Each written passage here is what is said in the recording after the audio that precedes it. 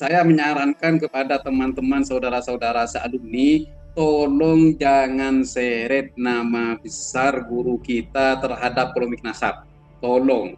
Kenapa? Karena sejauh ini Ba'alawi tidak bisa menyanggah bantahan Kiai atas keabsahan nasab mereka. Jadi kalau nanti guru saya itu diseret, guru kita ini diseret, seolah-olah guru kita ini berada di pihak yang lemah, yang sampai saat ini tidak bisa menjawab terhadap bantahan Kiai yang 12 pertanyaan itu akan keabsahan nasab mereka. Nah, dan kata saya yang kedua, di dalam polemik nasab ini di sini ada dua kubu yang berbeda. Nah, kubu habaib dan kurcaci-kurcacinya, kibin-kibinnya, terus ada kubu Wali Songo, Kiai yang juga ada pengikut-pengikutnya dan yang percaya kepada Wali Songo. Otomatis nanti kalau guru kita diseret ke sini, maka nanti akan digoreng, akan dipindah-pindah, dan saya tidak tega kalau harus mendengarkan suara guru atau video guru itu dipindah-pindah, dilempar-lempar, dan juga digoreng. Saya tidak tega dan saya tidak rela. Saya bilang gitu. Ternyata Mas Rifki, akhirnya voice itu diedarkan. Diedarkan heboh di TikTok, banyak yang nyari saya, di YouTube banyak yang nyari saya, bahkan di WA pun, amit-amit di WA apalagi kan gitu. Terus banyak yang datang juga ke rumah yang dari Madura itu. Ini kalau nggak dijawab bahaya katanya. Makanya saya nunggu waktu karena itu bertepatan dengan akhir sana di pondok. Jadi saya masih fokus dengan pondok, dengan imtihan, dan saya masih mau istihoroh karena ini dengan guru. Pokoknya jenengan harus klarifikasi walaupun 2 kalimat, nggak harus panjang. Ini bahaya ini. Ini nanti juga ke pondok ke ini, kena semua katanya Pak. Akhirnya selesai imtihan, malam itu saya naik ke komarnya si Kingker pertama. Di sana saya klarifikasi. Kemudian saya naik ke komarnya Sering Blokir.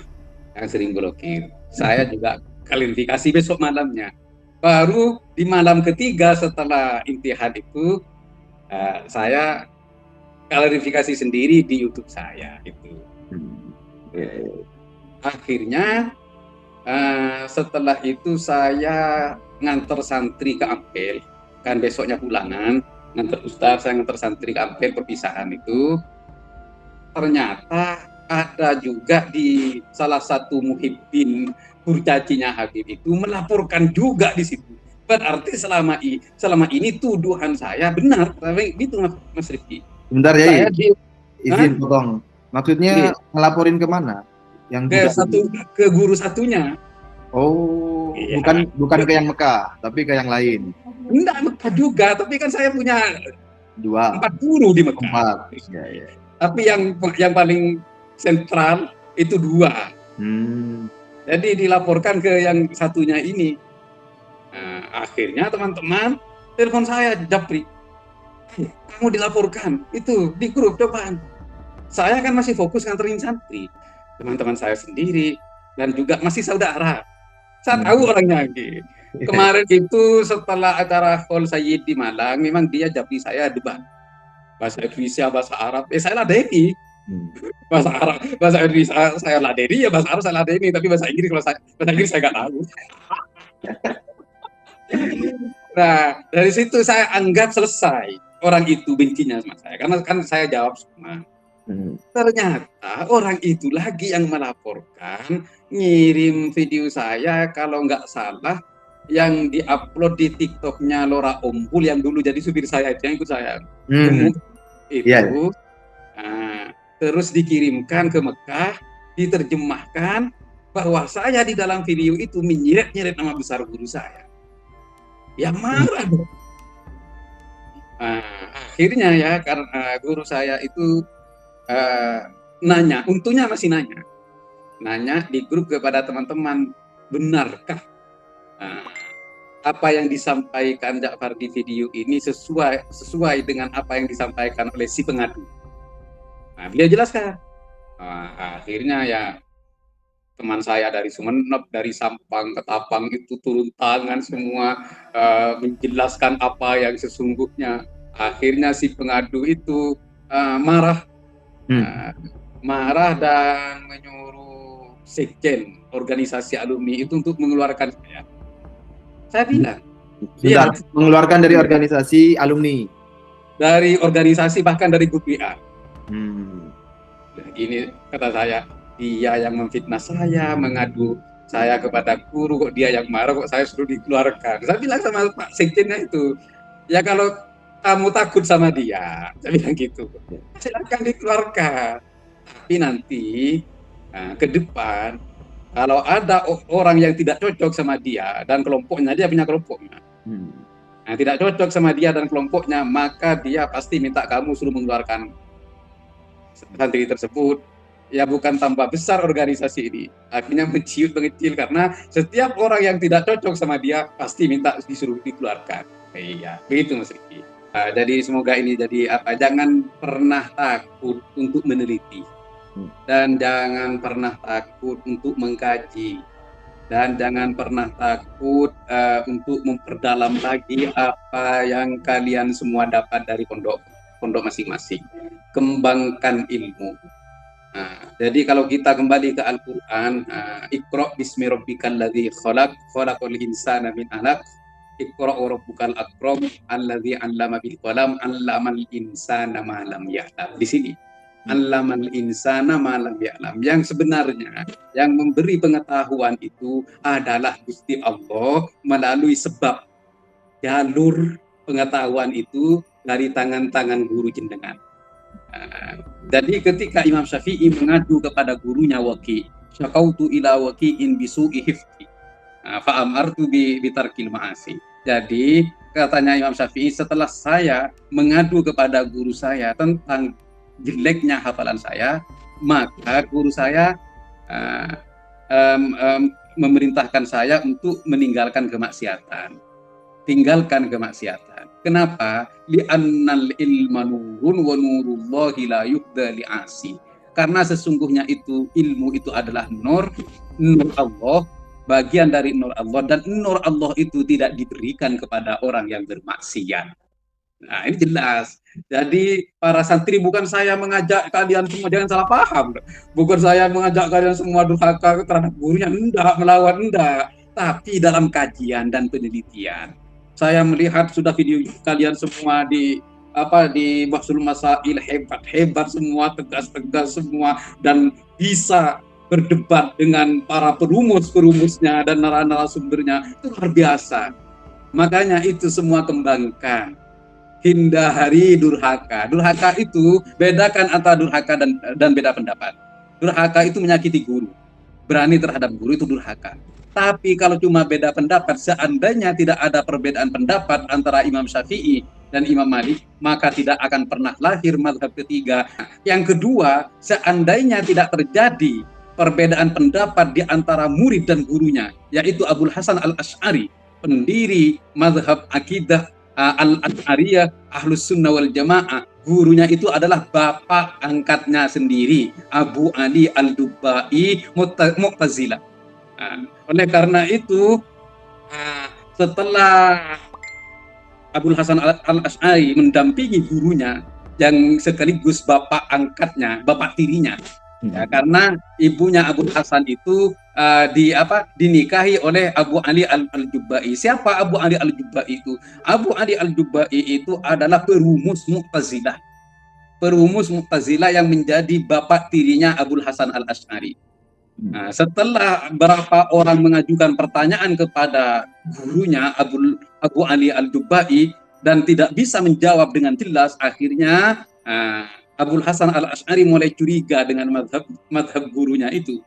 Kemudian Abul Hasan Al-Asy'ari meneliti dan mengkaji dan mendalami sehingga beliau itu bermimpi baginda Nabi dan mendirikan mazhab Ahlus Sunnah wal Jamaah yang disebut dengan Asy'ariyah atau mazhab Asy'ari di dalam akidah. Seandainya tidak ada murid yang berani meneliti seperti Abul Hasan Al-Asy'ari, maka tidak akan pernah lahir dalam akidah mazhab Asy'ariyah. Seperti itu santri-santri. Iya. Harus kita pahami bersama. Saya selama ini mengungkap nasab Ba'alawi sebenarnya atas rasa penasaran saya mulai 2014. Semenjak keluar unjuk rasa ke jalan-jalan untuk menentang pemerintah dan menyerang pemerintah, mengatasnamakan agama. Itu yang pertama.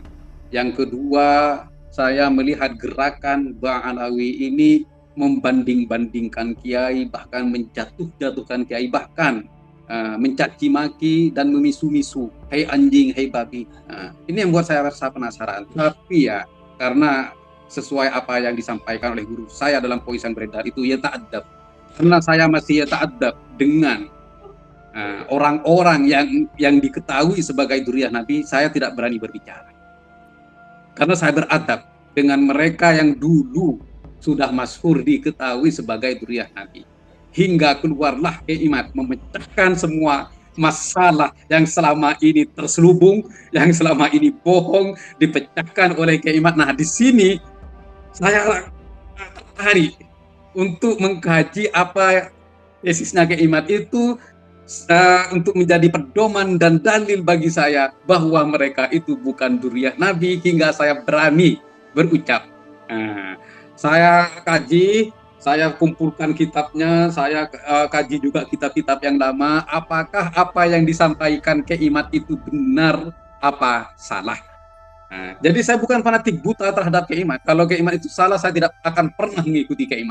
Tapi setelah saya kaji apa yang disampaikan Kiai itu sesuai dengan kaidah ilmu nasab, sesuai dengan sejarah bahwa Ubaidillah itu tidak pernah dibicarakan, terputus nasabnya selama 500 tahun. Nah, disinilah saya baru, wah kalau begini ini benar. Dan kebenaran itu dikuatkan, diyakinkan lagi, karena sampai saat ini kaum Ba'alawi tidak bisa menyanggah apa yang disampaikan Kiai. Berarti ini sudah menjadi dalil bahwa apa yang disampaikan Kiai itu adalah benar. Oleh karena itu, karena ini benar, makanya saya memberanikan diri bahwa nasab Ba'alawi itu putus. Dan sampai saat ini tidak ada dalilnya. Karena itulah saya juga mengkaji, kalau memang putus, lalu mereka anaknya siapa? Bapaknya mereka siapa? Saya mengkaji melalui ciri-ciri badan mereka, ini yang dinamakan, disebut dalam kitab nasab, dalam kitab Rosail sebagai Khilafah Athariyah, Khilafah Basyariyah. Saya cari, saya gali, dan saya perdalam, pertajam kajian-kajian ilmu sejarah yang nanti akan menjadi data sekunder. Data sekunder bagi penelitian saya itu, dan juga saya kaji dari Khilafah Athariyah dan Khilafah Basyariyah. Dari mana? Dari Baqaya Ismailiyah, dari Baqaya Ubaidiyah, dari Baqaya Alawiyah, dari Baqaya As-Sabaiyah. Kok saya kumpulkan semua? Saya, karena ini dianggap tokoh fiktif, maka tokoh-tokoh historis, saksiat-saksiat hakikiyah kalau bahasa Arabnya itu, saya kumpulkan semua saksiat-saksiat hakikiyah ini. Untuk apa? Untuk menjadi data sekunder pendorong atas penelitian saya ini hingga menjadi benar dan nyata. Seperti itu teman-teman. Bagi kaum santri, jangan takut untuk meneliti. Jadi pesan saya bagi kaum santri semuanya atau mahasiswa semuanya, jangan takut untuk meneliti. Ayo menelitilah, karena imam-imam besar itu semua lahir dari beraninya untuk meneliti, sehingga memberi kontribusi keilmuan dan hukum-hukum bagi agama Islam dan syariat. Seperti itu. Terima kasih. Saya bisa salah. Katanya Imam Syafi'i, ya, wa fin nihaya qauli shawabun yahtamilul khata' wa qaulu ghairi khata'un yahtamilus shawab. Yang artinya penyampaian terakhir katanya Imam Syafi'i. Jadi perkataan saya dianggap benar tapi bisa salah, dan pernyataan atau penyampaian orang lain dianggap salah tapi bisa benar. Oleh karena itu, kebenaran berada dalam ilmu, bukan diri manusia. Seperti itu Mas Riki. Dari dulu Mas Riki, saya memang mengantisipasi itu. Jadi kalau memang nanti apa yang saya lakukan di sini atau yang tesis saya nanti dilaporkan ke Mekah, apa antisipasi saya dan apa langkah saya. Dan sudah saya ukur kalau memang ke Mekah itu ya saya pasti kalah karena saya sendiri kan.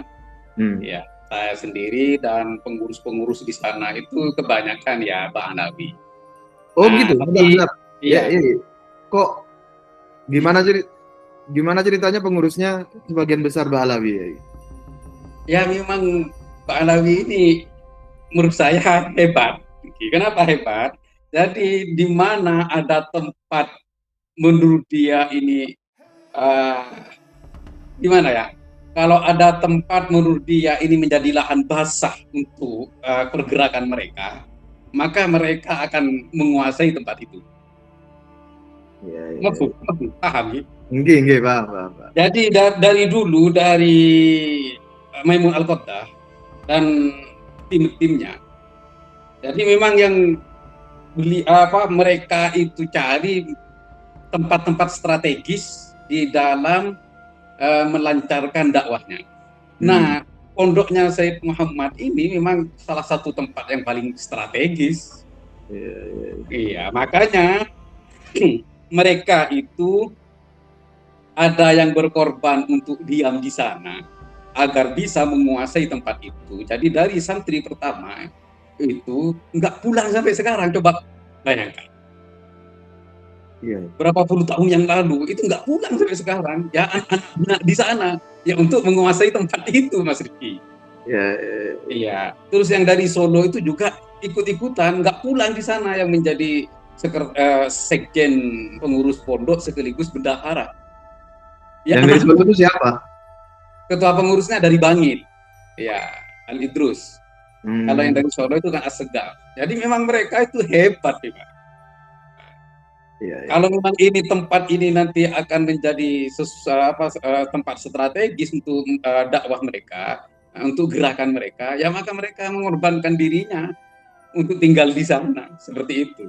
Numpang nama besar lah ya. Iya. Katanya orang Madura seperti kodok itu. Ya, kodok itu cari tempat yang benes katanya, yang banyak airnya. Kalau ada banyak, jadi kodok itu ya bertahan di situ. Memang gitu. Kata saya, dia yang mengadu, dia yang menyerang, dia yang memfitnah, kok dia yang marah? Karena ketahuan bohong ya. Iya, karena ketahuan, terus gagal fitnahnya. Saya gagal dimarahi kan gitu. Ya, terbakar sendiri. Iya. Ya Jafar, berarti guru kedua jenengan itu tahu bahwa wadulan si pelaku itu tidak benar. Tidak benar, alhamdulillah. Iya. Ya berarti tahu kan guru jenengan. Dan juga itu minta apa yang saya tulis dari hurufat itu. Beliau. Nah, terus akhirnya si teman saya yang Sampang itu mengirimkan itu semua. Bahkan kemarin itu karena saya sibuk, jadi Galib itu menerjemahkan buku hurufat itu sebagian diterjemahkan dengan bahasa Arab. Dan dikirim oleh teman saya yang Sampang itu ke beliau. Apa jawabnya beliau? Jawab guru saya yang satunya itu, wallah musibah katanya. Musibah? Iya, wallah ada musibah. Lau ma yaqulu Ja'far hadza sahih, hadza musibah di Ba'alawi. Artinya begini, wah ini musibah. Kalau memang apa yang disampaikan Ja'far itu benar, sahih katanya, maka ini musibah bagi kaum Ba'alawi yang dari sana. Dan bukan cuma itu, Mas Rizky. Video-video itu juga yang membanding-bandingkan kakinya Habib yang ahli maksiat dengan 70 kepala kiai itu sama teman saya itu dikirimkan dan diterjemahkan. Itu wallahi ana ma asma' hadza min amwat katanya. Hadza awwalu ma sami'tu wa ma ra'aitu. Jadi saya dari dulu tidak pernah mendengar apa yang dilakukan oleh Ba'alawi dengan membanding-bandingkan kakinya orang ahli maksiat, ahli zina, ahli minum khamr dengan 70 kepala kiai yang ahli. Ini baru saya lihat dan ini baru saya dengar, katanya beliau. Kembali kepada yang awal, yang voice sudah beredar. Oh ternyata ini laporan sepihak, benar apa yang sudah saya antisipasi. Hmm. Jadi seandainya disampaikan kepada beliau akan kesesatan-kesesatan Ba'alawi, dari fanatisme Ba'alawi membanding-bandingkan, mufadalah, menghina yang lain, pasti beliau tidak akan marah. Seperti itu. Ya. Ya Jafar, itu kan Oke. guru jenengan itu kan mungkin ini saya tidak tahu. Oke. Mungkin kan baru tahu satu video dari klan Habib Ba'alwi yang versi membandingkan antara ras Habib dengan kealiman. Apakah beliau juga tahu tentang ceramah-ceramah klan Habib Ba'alwi yang lain? Itu kan banyak datanya. Itu sudah saya kumpul-kumpulin juga, sudah saya transkrip. Banyak saya transkrip tapi belum diterjemahkan ke bahasa Arab ya. Seandainya tahu itu ceramah dari klan Habib Ba'alwi yang sesat-sesat itu menurut jenengan akan gimana itu? Ya pasti akan mengecam Ba'alawi juga. Soalnya, kenapa saya yang di kitab ketiga itu saya murni bukan buku, kitab bahasa Arab semua. Ini biar nanti yang tidak bisa berbahasa Indonesia atau guru-guru saya yang di Arab nanti bisa membaca kitab itu dan ya bisa tahu lah apa sebab penyebab dari polemik nasab yang terjadi di Indonesia ini. Jadi saya sampaikan kepada guru saya, ini bukan hanya hadza itu ya Siti. Jadi ini tidak seperti yang kamu lihat dan tidak seperti yang kamu dengar. Wahai guru, di sini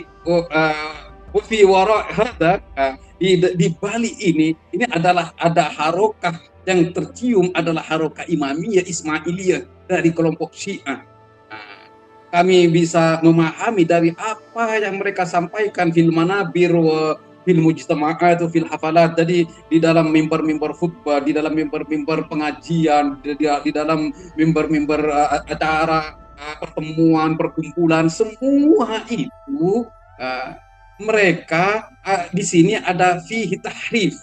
Di sini ada penyelewengan tafsir, penyelewengan arti dalil dari Al-Quran dan As-Sunnah kepada leluhur mereka untuk gerakan mereka. Itu mesti saya sampaikan. Itu disampaikan di kitab yang ketiga ya? Bukan, ini via WA mesti. Di kitab yang ketiga itu lebih jelas, lebih lengkap. Terus makanya Mas Rifki, di kitab yang ketiga kenapa agak lama? Di kitab yang ketiga ini saya bukan hanya menceritakan mereka, akan tetapi saya ceritakan yang pertama itu adalah leluhur mereka, terus yang kedua itu adalah pengikut-pengikutnya, terus yang ketiga adalah gerakan-gerakannya. Nah dari sini, dari leluhur dan pengikutnya itu saya butuh data yang banyak. Kan ini mau ada kemudian tidak ada versi mereka palsu, kemudian tidak adakan oleh Kiai Imad sebagai tokoh fiktif. Nah sekarang saya mau mengembalikan keadaan bahwa itu ada.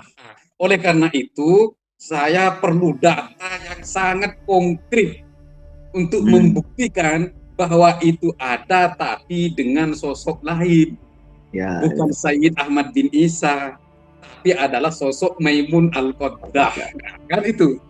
Oleh karena itu saya cari tokoh-tokoh yang mengelilingi Maimun Al-Qaddah, dan tokoh-tokoh yang sebelumnya Maimun Al-Qaddah, dan tokoh-tokoh yang setelah Maimun Al-Qaddah. Jadi ini istilahnya ke samping kena, ke atas kena, ke bawah kena semua. Mas Riki. Payo berapi nih. Ya kayak Jafar, andai ulama-ulama di Arab Saudi tahu ceramah umpamanya Taufik Assegaf yang ceramah ikut Al-Quran tapi tidak ikut Habib, ente sesat misalnya. Kemudian ada ceramah dari Habib yang lain, jika tidak mengakui Habib maka keluar dari Ahlus Sunnah wal Jamaah. Itu kan akan menjadi ramai juga akhirnya nanti di Arab Saudi. Makanya nanti saya ambil video mereka satu persatu. Nanti saya setelah itu video saya menjelaskan dengan bahasa Arab. Nah, menarik itu ya. Cocok, saya dukung itu ya. Kalau Nanti kalau butuh data-data yang lebih banyak lagi ya bisa hubungi saya. Nanti kalau saya bahasa Indonesianya dengan yang bahasa Arabnya nanti itunya. Ya Sip. kan? Sip. Soalnya gini kan, orang-orang atau ulama-ulama yang di luar Indonesia atau di luar Indonesia, Malaysia khususnya, itu kan tidak mengetahui secara persis keadaan yang terjadi di negara kita kan. Hmm, Nah, betul. kita butuh menginformasikan apa yang terjadi, terutama tentang ceramah-ceramah mereka, ajaran-ajaran sesat mereka itu kan. Akhirnya supaya mereka bisa mengetahui secara lebih detail, secara kronologinya bagaimana, sehingga mengerti, tidak salah paham kepada kita kan ya. Betul. Betul. Disangkanya kita, ya disangkanya seperti jenengan, kita menyerang sesuatu yang tidak ada masalah misalnya. Loh, enggak, ini kronologinya ya ada masalahnya begitu. Makanya kan kemarin itu saya mau bikin video itu bahasa Arab untuk menceritakan kronologi terjadinya polemik nasab di Indonesia. Itu. Tapi kemarin masih sibuk dengan memulangkan Ustadz, terus awal persiapan awal Ramadan dan Ramadan selama 1 bulan. Jadi insya Allah berapa hari ini nanti saya akan bercerita, bukan masalah ini fitnah atau menggibah mereka, enggak. Akan tetapi menjelaskan kronologi terjadinya polemik nasab itu sebabnya apa. Kembali kepada Al-Quran, waja'alna likulli syai'in sababa fa'atba'a sababa. Jadi kembali tidak satu pun kejadian di muka bumi ini lepas dari sebab. Pasti ada sebabnya. Nah, oleh karena itu sebab penyebab terjadinya polemik nasab itu siapa? Nah, makanya akan saya urai nanti satu persatu dengan versi bahasa Arab, kemudian di video berikutnya versi bahasa Indonesia. Biar teman-teman yang di sini juga paham. Karena polemik ini sudah dibawa ke Timur Tengah kan sama mereka. Iya. Ya udah sekalian Iya. aja kita internasionalisasikan kan ceramah-ceramah sesat mereka kan. Insya Allah. Banyak itu udah saya daftar, udah saya kompilasi, tapi memang belum 100%. Itu nanti memang tujuannya salah satunya seperti yang akan dilakukan Kiai Jafar, jadi kita bisa saling melengkapi nanti. Cuma bahasa Arabnya saya punya keterbatasan di situ. Kiai Jafar kan sudah mengirim voice note yang menceritakan yang tadi itu loh, yang tentang kronologi sama harokah dan ajaran-ajaran sesatnya itu kan. Apa respon beliau mendengar penjelasan dari jenengan Yai?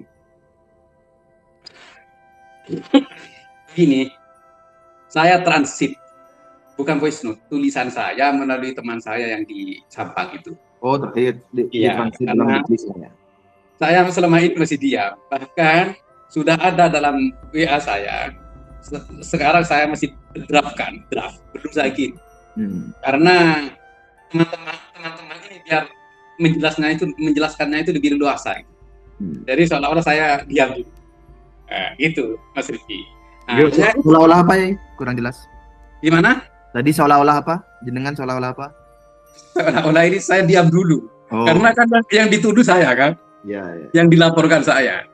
Jadi kalau saya terlalu ngadang, katanya orang Madura itu nanti takut dibilang nikok bulet. Iya, ini saya kan gitu kan, nggak fair itu. Jadi biar teman-teman saya dulu lebih leluasa menjelaskannya. Tapi tanggapannya beliau tadi, lau sahha ma yaqulu Ja'far. Jadi seandainya apa yang disampaikan Ja'far ini benar, sahih. Allah musibah, katanya. Ini musibah li ba'alawi. Jadi musibah untuk ba'alawi kalau memang ini benar. Oleh karena itu satu video sama teman saya yang di Sampang itu sudah dikirimkan. Satu video. Jadi ini buktinya gitu. Ini buktinya guru. Ini buktinya. Waduh, katanya. Ini musibah, katanya. Video itu adalah musibah. Karena memang tidak ada dalam Ahlus Sunnah wal Jamaah, apalagi dalam hadis, dalam Al-Quran, membanding-bandingkan ulama dengan dzurriyyah, itu tidak ada. Adanya itu semenjak munculnya Abdullah bin Saba. Itu adanya. Maka Abdullah bin Saba membanding-bandingkan Sayyidina Ali sebagai dzurriyyah Nabi itu dengan para sahabat. Nah, sekarang Bokoya Abdullah bin Sabah, warisan Abdullah bin Sabah itu turun-temurun hingga ke Indonesia, membanding-bandingkan Duriyah yang sekarang, tapi yang Duriyah palsu kan. Nggak ada datanya. Membanding-bandingkan Duriyah seolah-olah dirinya itu adalah Duriyah yang asli dengan para kiai. Ini yang terbaru saya dikirim sama teman. Jadi katanya Duriyah itu lebih afdol daripada ulama. Iya, iya. Jadi iya, ini terbaru. Nah, jadi percuma jadi ulama yang alim kalau tidak cinta Duriyah. Iya, iya. Dan di belakangnya sumbar, saya tidak butuh penghormatan kalian katanya. Wah, ya ini. Iya, iya. Itu kalau tidak salah Habib Fahmi siapa begitu. Itu Iya. juga ceramah lebih afdol jadi Habib daripada ulama. Ulama yang tidak mencintai Habib gitu, kurang lebih ya mencintai atau menghormati gitu. Kalau tidak salah ingat saya. Tapi datanya adalah percuma. Gitu. Kan banyak itu kiai ceramah-ceramah yang bilang percuma. Misalnya ya, orang sholat gitu, puasa, cuma kalau tidak mencintai Habib. Gitu. Kemudian seolah-olah mereka memposisikan klannya itu sebagai inti dari ajaran Ahlus Sunnah wal Jamaah. Bahwa kalau orang yang tidak mengakui Habib atau tidak menghormati atau tidak mencintai Habib, itu keluar dari Ahlus Sunnah wal Jamaah. Itu kan artinya kan memposisikan dirinya sebagai inti dari Ahlus Sunnah wal Jamaah itu sendiri. Padahal andai ulama-ulama di luar negeri itu tahu ceramah-ceramah mereka, saya yakin mereka juga akan bereaksi seperti yang Kiai Ja'far dan kita semua. Iya, makanya sudah saya kumpulkan beberapa video, nanti saya terjemahkan dengan bahasa Arab, kemudian nanti saya simpulkan metode dakwah seperti ini bukan metode dakwah Ahlus Sunnah wal Jamaah, akan tetapi ini adalah metode dakwah Ismailiyah. Oleh karena itu kami yang kemarin yang menjawab ke kurcaci bocil itu ya. Itu banyak yang terhibur Mas Rizky. Ya, katanya lucu caranya gerakan tangan itu sesuai dengan nada pembicaraan. Ja'far, si budak itu ini juga apa namanya? Apa alumni As-Sofa juga atau bagaimana? Iya, tapi Khoriji. Mereka apa Khoriji. Khoriji itu luar maksudnya, bukan dalam. Kebanyakan itu Khoriji itu dua. Ya. Tapi ngaji juga beliau. Tapi ya juga bergabung di organisasi itu, tapi dengan titel status Khoriji. Gitu. Oh, begitu ya. Oke, baik. Saya sebenarnya Mas Rifki kemarin itu saya tidak mau menjawab si bocil itu karena kurang kerjaan kata saya itu. Dan banyak sudah yang minta, tapi setelah itu videonya dia bocil itu digandeng dengan video saya. Ini harus dijawab. Saya bilang, kalau nggak dijawab ini menyesatkan nanti. Karena itu terpaksa saya dijawab. Iya. Tapi ya Ja'far, ada informasi yang saya terima ya, bahwa yang melaporkan jenengan itu salah satunya itu adalah Kiai Haji Sukron Makmun kalau tidak salah itu. Nah, gimana itu begini. Nah, minduan saya itu kan umroh. Gimana? Minduan saya, dua pupu. Itu umroh. Iya. Minduan saya itu umroh, terus saya dapat informasi dari salah satu teman.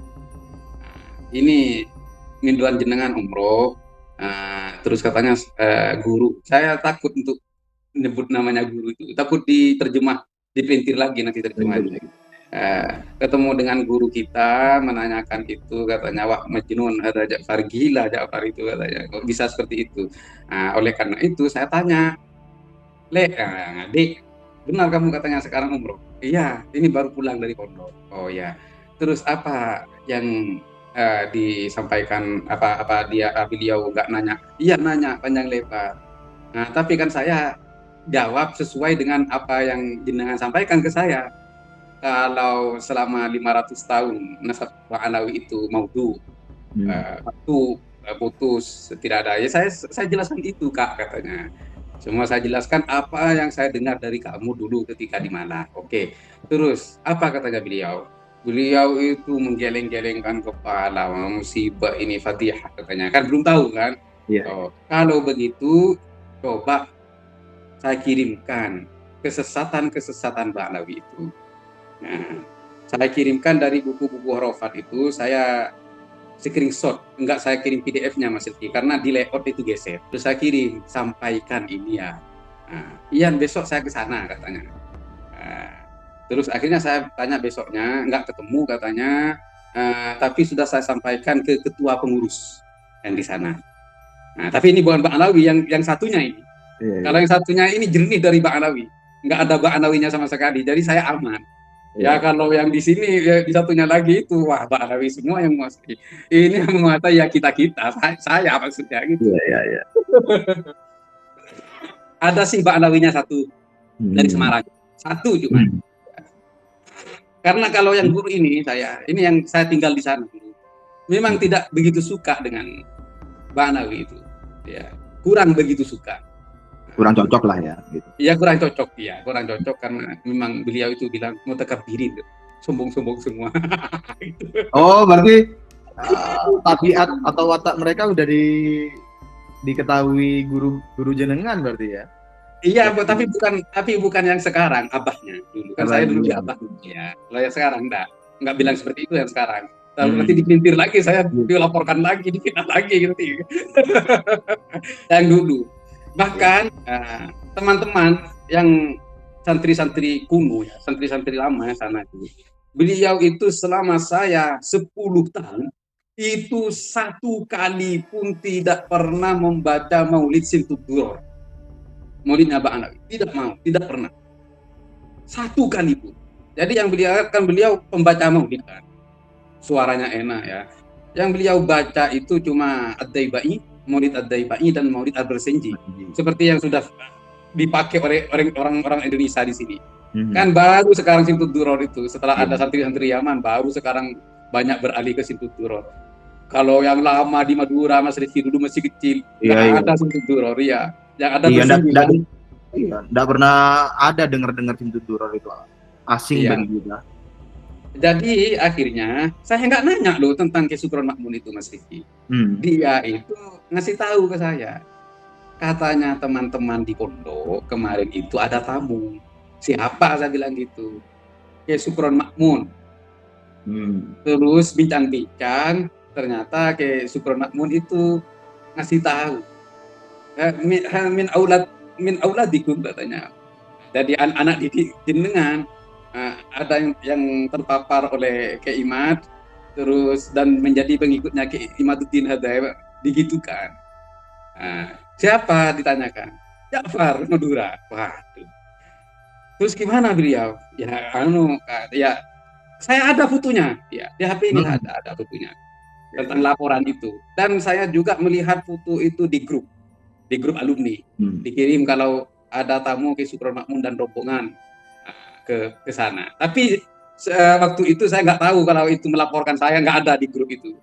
Saya tahunya kalau itu melaporkan saya itu ya dari Kodir itu. Nah, Mas Rifki kemarin ketika saya diadukan oleh santri itu ke guru, dan bahkan minduan saya itu disuruh klarifikasi tentang saya bahwa tidak ada terjadi perbincangan ini atau apa yang saya sampaikan di koman itu salah, dan dan guru itu marah gitu.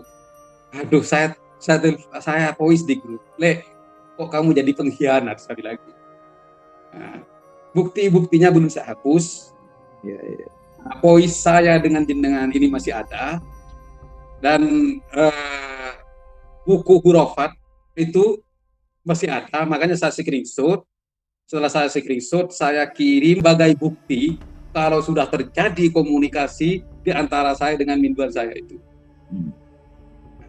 Ini kalau Muhyiddin ini ternyata ya hebat juga, Mas Riki. Jadi bagaimana menakut-nakuti minduan saya itu dan menekan minduan saya itu bahwa apa yang saya sampaikan itu salah. Alhamdulillah, ini juga diedar suaranya dia itu karena ada klarifikasi saya versi jilid 2 ya, tertutup lah. Yang salah pasti akan tidak laku.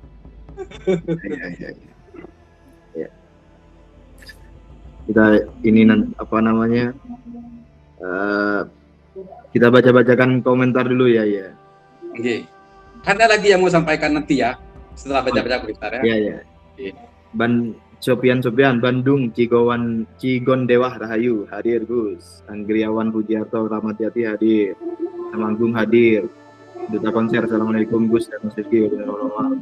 Agetan Nima Gus channel Habib Daubolawi Rungkat bubarkan Daulawiyah. Diarjo mantap Gus, tegakkan kebenaran walaupun pahit demi kemaslahatan umat Islam di Indonesia. Lombok hadir, Jambi hadir, Dian Bojonegoro hadir, mantap Kiai Muda. Jogja hadir. Coba kasih kitab ke Alawi langsung ke Sayyid Alwi. Ini yang ibu ya. Coba kasih kitab ke Alawi langsung ke Sayyid Alwi, bisa bubuk mereka. Apakah ya Jabar, apakah kitab-kitab internal Alawi sendiri itu sudah pernah diketahui atau bahkan dikaji oleh guru jenengan? Bukan guru apa ya? Anak guru jenengan ya. Begini, kalau kitab-kitab Ba'alawi itu diedarkan di Mekah, pasti ditangkap. Siapa yang ditangkap? Ya, yang mengedarkan dan kitabnya pasti ditangkap. Kenapa? Karena itu sudah melalui penelitian internasional kalau apa yang disampaikan oleh Ba'alawi itu menyesatkan, pasti ditangkap itu. Nah, jadi seberapa yakin jenengan bahwa itu akan pasti ditangkap ya? Ini orang-orang Mekah internasional itu, Mesir, Mekah, Irak itu tidak suka sebenarnya dengan Asobiyah fanatik. Misalnya mengaku Allah, itu pasti di Mekah itu pasti akan ditangkap itu. Terus nyemek payudara itu kan menghalalkan sesuatu yang haram, itu pasti ditangkap. Jadi di Mekah itu Mas Rifki ya, kalau tentang kesesatan itu jauh lebih ketat daripada di Indonesia. Ya. Jadi artinya kan kalau Jabar, artinya kalau pasti ditangkap, artinya kan budak-budak harus tahu bahwa ajaran dari Ikran Habib Alwi itu sudah pasti sesat. Gitu. Coba kalau nggak percaya ya, kepada muhibbin bawa kitab Syarhul Ainiyah, Mas Rawi, dan suruh jual di tuku-tuku kitab di Mekah. Kalau berani, pasti yang beli tuku itu paling kali ini pasti digitu. Buktikan coba. Bawa 5 atau 10 dari Jauharus Safat, Masrul Rawi, Syarhul Ainiyah, terus kasih di tuku ini, jual, kasih gratis kamu jual 10 kitab itu, pasti disuruh buang itu. Soalnya di sana itu ya penyelewengan agama, akidah itu dianggap kriminal yang sangat berat di Mekah itu. Siapa yang berani dari muhibbin itu? Yang satu ini ya, yang bukan Buriyatul Mustarsidin, bukan yang itu. Itu kan Buria juga ada kayaknya. Iya, tapi di sana agak cantik mainnya. Oh, agak halus gitu ya. Agak halus, nggak kasar. Yang kasar-kasar ini, yang kunuzus saat suruh, yang nyemek ke payudara itu suruh jual di sana kalau berani.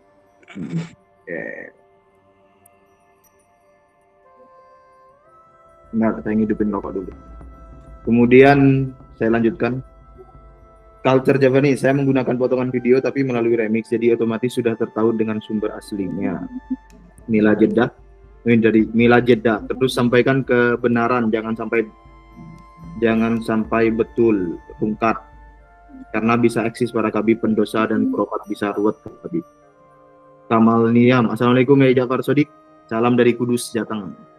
Waalaikumsalam. Seluruh manfaat para babi Yaman makin kebakaran titiknya. Tejo Sambodo, lanjutkan terus demi sebuah kebenaran dan demi masyarakat Indonesia khususnya pribumi agar lebih mencerdaskan. Imam Taib, Tegal, Bumi Jawa, Masa Allah Kiai Muda, terus cerahkan warga Nahdien dari kaum Ba'alawi demi NKRI.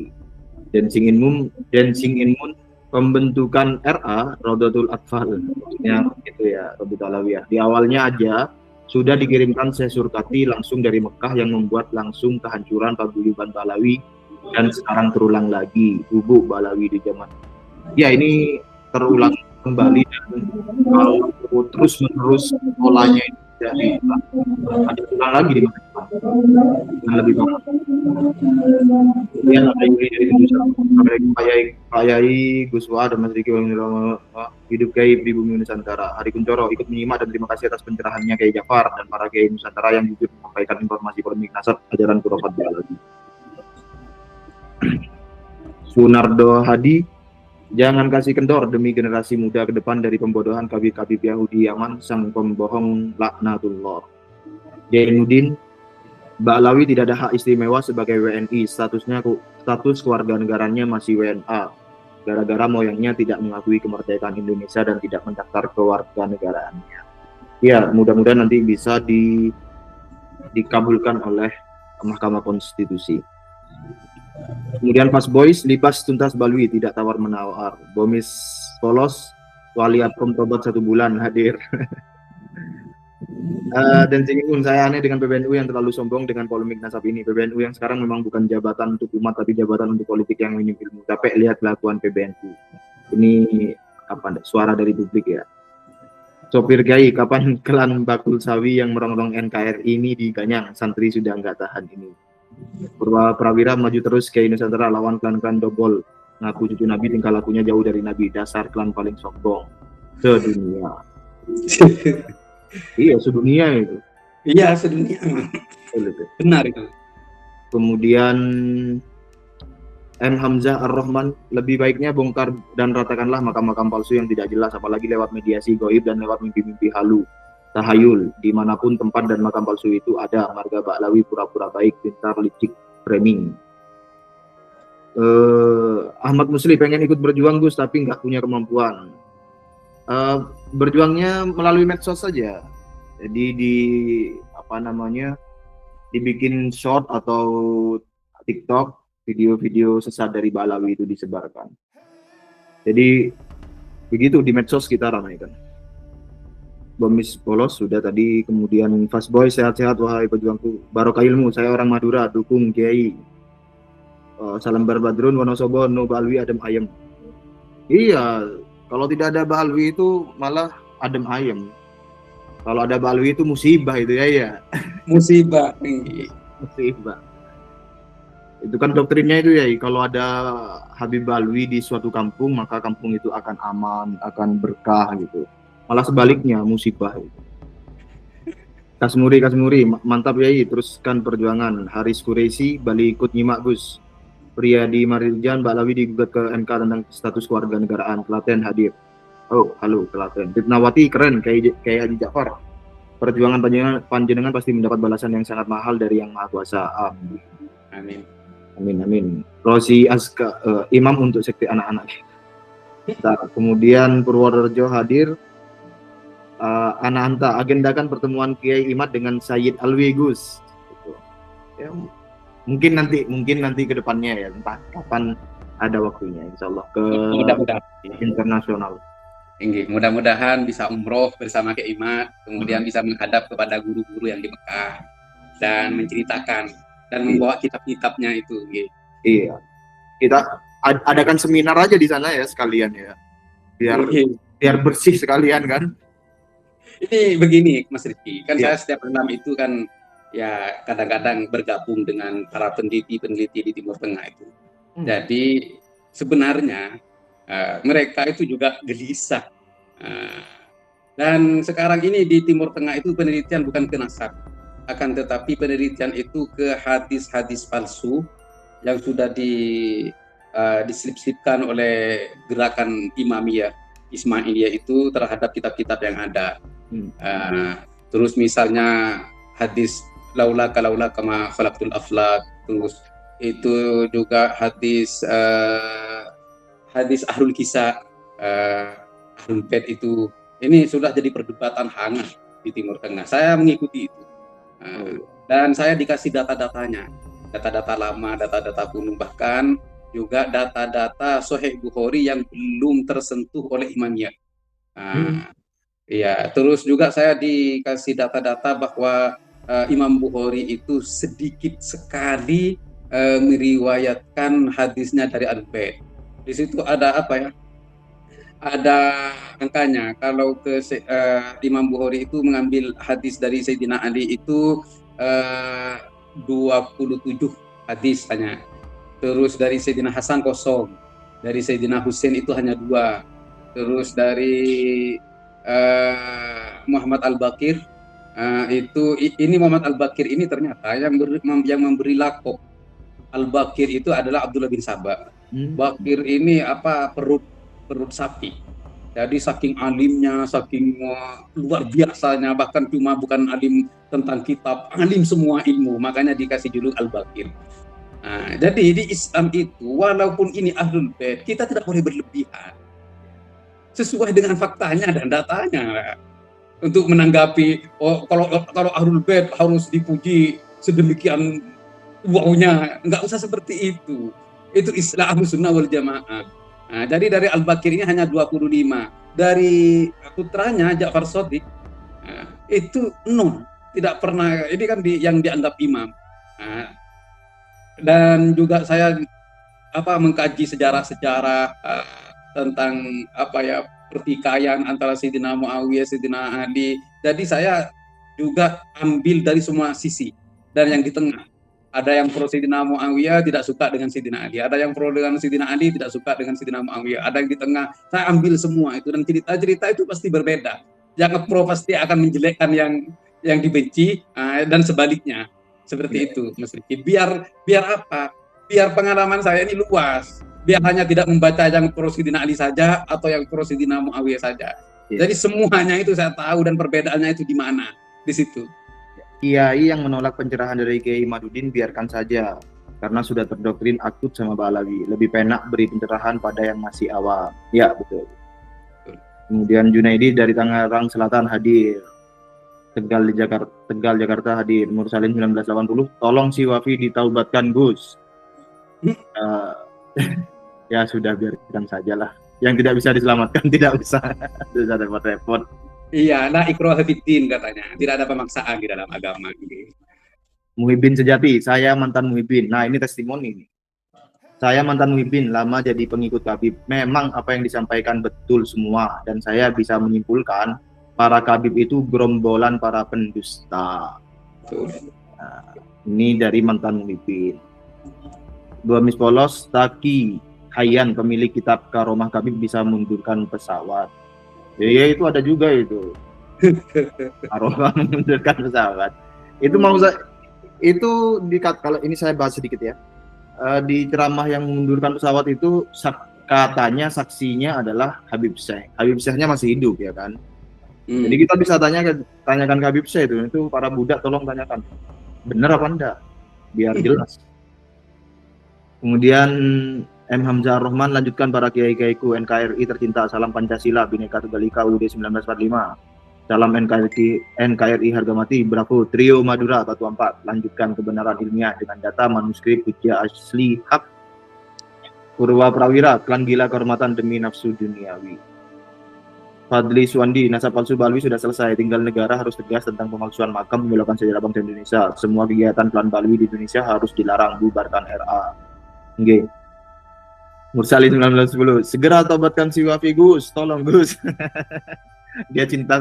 Mungkin dia cinta sama Wafi ya. Gimana ayat Al-Qur'annya ya, wa innaka latahdi man ahbabta itu ya, engkau tidak bisa memberikan petunjuk pada ya, walakin Allah yahdi man yasha. Ya. Dan di sini juga adalah ikrah fiddin. Jadi tidak boleh dipaksa ikrah. Ikrahul iman di sini dilarang oleh Al-Quran, apalagi yang cuma di bawahnya itu. Jadi apalagi juga ikrahul fikr harus kami paksakan harus ikut saya, enggak. Ya, kami hanya menyampaikan ini yang benar dan ini yang salah. Ciri-ciri dari imamiyah itu ada di klan Ba'alawi, di gerakan Ba'alawi. Ciri-ciri imamiyah Ismailiyah Ubaidiyah, di antaranya mufadolah. Itu siapa yang mencetuskan mufadolah pertama kali mencetuskan mufadolah itu adalah Abdullah bin Sabah. Mufadolah itu membanding-bandingkan. Itu di Ahlussunnah tidak ada. Terus juga siapa yang mencetuskan ibahiyah. Ibahiyah itu memperbolehkan sesuatu yang dilarang. Ibah itu kan boleh. Jadi memperbolehkan sesuatu yang dilarang itu siapa yang mencetuskannya? Itu adalah Ismailiyah. Nah, Ismailiyah anak cucu Maimun Al-Qaddah. Nah, di sini memperbolehkan nyemak-nyemak itu berarti ini ibahiyah. Nah, terus di sana juga ada asobiyah. Asobiyah itu sama Islam sudah dihancurkan dengan sabda baginda adalah farqu bainakum bainal arab wal ajam. Sudah tidak ada perbedaan di antara kalian semua, di antara orang Arab dan orang Ajam, orang Mekah dengan orang Indonesia, tidak ada perbedaannya kecuali apa? Illa bitaqwallah, kecuali dengan takwa kepada Allah Subhanahu wa taala. Ini sesuai dengan Al-Qur'an. Inna akramakum indallahi atqakum. Seperti itu Mas Riki. Teman-teman kalau tentang Syiah boleh teman-teman yang ingin mempelajari itu bisa cari ini nih. Ini buku panduan Majelis Ulama Indonesia. Nanti teman-teman akan bisa tahu nama-nama Habib yang di sini, kemudian ajaran Syiah itu bagaimana dan sikap MUI bagaimana. Ini belum saya ulas di YouTube memang, tapi ini bisa dicari. Ini dari MUI ini. Termasuk daftar pondok pesantren yang terafiliasi dengan Syiah di Indonesia. 10 menit sejarah Syiah di Indonesia ada, kemudian skema gerakan politik Syiah di Indonesia ada. Nanti bisa kelihatan, oh memang Tuan Habib Alwi itu Syiah. Pekalongan hadir, semangat terus. Wah, Pekalongan ini. Cinta NKRI sampaikan terus secara masif dan berkelanjutan terkait ajaran-ajaran semua bangsa. Mereka Balwi mau nipu Allah, tapi Allah lebih keras tipuannya kepada Habib-Habib palsu itu. Ashabul Kahfi, saya santri Gus Amin dulu Gus. Kakak panjenengan Gus Jafar siap ada di garda terdepan Batu Ampar. Oke. Dari Kalbar Nyima. Nah, Kalimantan ini juga butuh disentuh ya. Dari Kalbar Nyimak terus kedobolan klan-klan Ngablawi supaya Mukibin pada sadar. Muhammad Habibi, perdebatan ini malah bikin cerdas di bumi Nusantara. Jainuddin, Bakul Sawi sudah sangat keterlaluan sepak terjangnya di NKRI merusak sendi-sendi kehidupan berbagai negara masif, organisir, sistematis, masyarakat. Jangan sampai berlarut-larut lagi.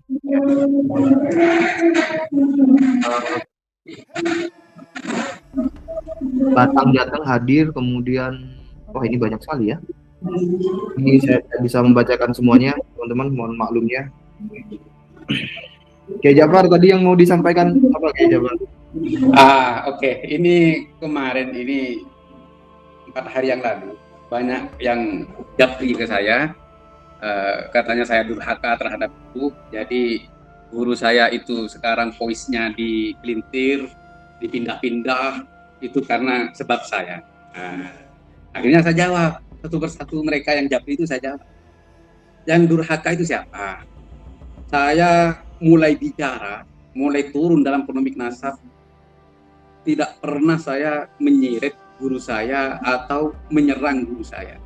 Bahkan sering sekali saya sampaikan, saya tidak ridho kalau di antara teman-teman alumni itu menyeret guru besar kita atau nama guru kita terhadap polemik nasab. Itu saya tidak ridho. Kalau nanti saya bisa menuntut di hadapan Allah, saya tuntut kalian semua yang sudah menyeret guru saya terhadap polemik nasab.